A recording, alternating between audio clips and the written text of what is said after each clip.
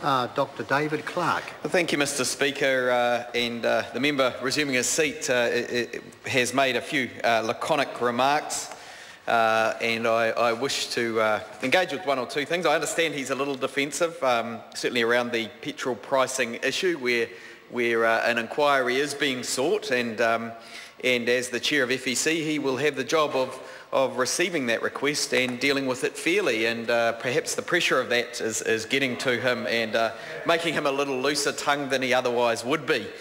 He may also be a little defensive right now. There are other issues that are harming his electorate. Of course, the Sky City deal that is taking jobs away from Hamilton, from the convention centre industry there, as a no longer iconic international centre is proposed, but one that is more competing in the domestic market. And so he will be feeling the pinch, and a few loose remarks may result.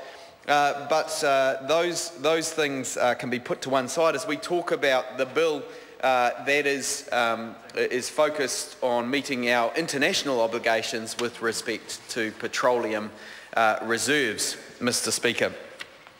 And this bill is one that we will be supporting.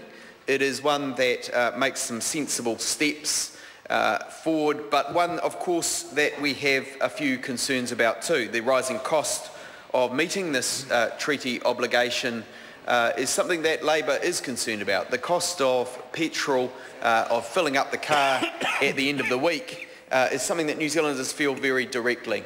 And so this does impose a cost on consumers, and that cost must be minimised because, after all, as a society, we want everybody to have access to transport, have the ability to move around and participate in society, and we don't want people excluded by unnecessary price increases in petrol. And of course that's why Stuart Nash has put forward this proposal that petrol prices be looked into. I mean, the bill itself has that international stockholding treaty obligation it is trying to meet, and New Zealand does pride itself on being a good international citizen. Having these kinds of stock holdings also increases the stability of the world markets.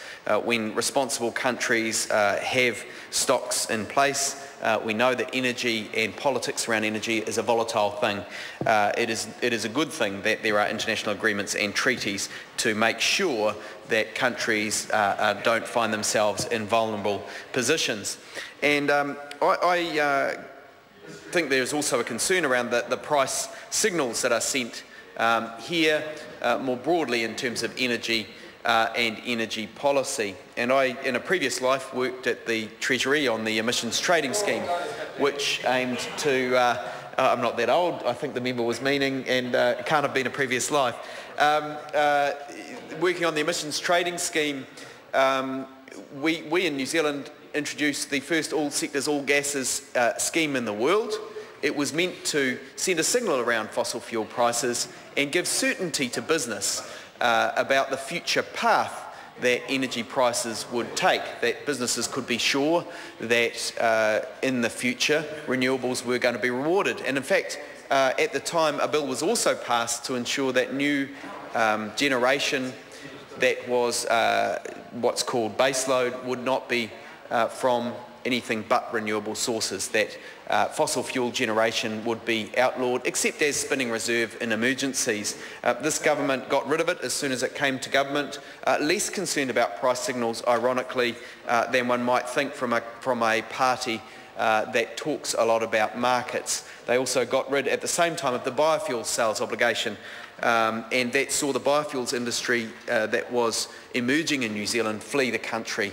And that's very sad because New Zealand was on a path to having itself well positioned to take advantage of the renewable resources that we have here, to lead the world in new technologies and then to export the intellectual property with that. Instead, we saw those industries flee the country as the government gave more certainty to the oil industry that their interests would be protected. And once again, here where we are talking about the rising costs and this gives yet more of a buffer for the oil industry where the prices are higher overall. The margins as they come and go are less noticeable, and that is of concern, because the price signal is something I would like to come back to, that I would like to see clearly laid out so that we actually have transparent and efficient markets working around fuels more generally. And what we know is, of course, that these energy resources in New Zealand are abundant, the alternatives, and they do compete with petrol when the markets are efficient and in place and working. Things like solar, distributed generation, can replace generation from the old-fashioned generators, the old-fashioned diesel generators. When geothermal is tapped, we have more baseload generation. That means fossil fuels don't need to be tapped into. And likewise in New Zealand, we know that most of our major cities on the coastlines have access to wind. Now, there'll be a few things here that will be challenging for the government to get its head around, I'm sure. Solar may be a challenge to think about in the future, because in Auckland, the huge shadow cast by the iconic Sky City gambling structure may rule out, may be putting more clouds on the horizon and ruling out thinking of a sunny future there to compete with the oil industry. With that light-hearted comment aside, there are great opportunities there, and I really think it would be wonderful if the government was thinking more about those broader price signals as it thinks about our international obligations, and with them the climate change obligations that were signalled in the emissions trading scheme I mentioned at the beginning of my speech. We still have those international obligations, although the emissions trading scheme has been watered down by this government and doesn't send the price signal it once did. We still have those obligations, Mr. Speaker, and the principle of meeting our international obligations is an important one across this legislation, as it is across other legislation. And that comes back to the concern about our international reputation. And New Zealand trades in world markets. We're very proud of that. We're an exporting country, and we want to export more as a country so that we can enjoy the prosperity we have now into the future. If we have a diminished international reputation and a diminished ability to trade, we will be poorer as a country over time relative to our competing countries in the export markets that we participate in. So, Mr. Speaker, our other concerns around growing alternative sources of fuel and the international reputation that goes with that, I've mentioned. The lack of alternatives that comes with that for businesses, for their own business planning, and the implications that might have on their prosperity into the future, and with it ours. And so this energy security issue is a serious issue that we do well to debate here, and it has been debated. It is something that affects our future prosperity, not just in an abstract way, but in a very real way, as businesses do contingency planning and work out their margins and so on. We want efficient businesses competing in international markets, secure in the knowledge that they have the energy sources that they need. So, as I said at the beginning, Mr. Speaker, we will be supporting this legislation on the Labor side of the House, despite our concerns about the rising fuel prices that will go with it.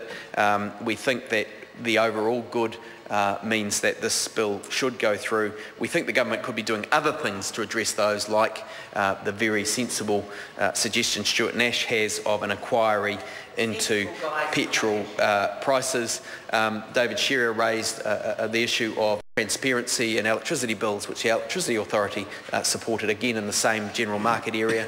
Those kinds of things should be explored. At the moment, it feels very much like we have a government, instead of focusing on those issues, that is distracted, that is marred in controversy. The Sky City saga drags on, and there have been others like Rio Tinto and Nova Pay before them. Thank you, Mr. Speaker.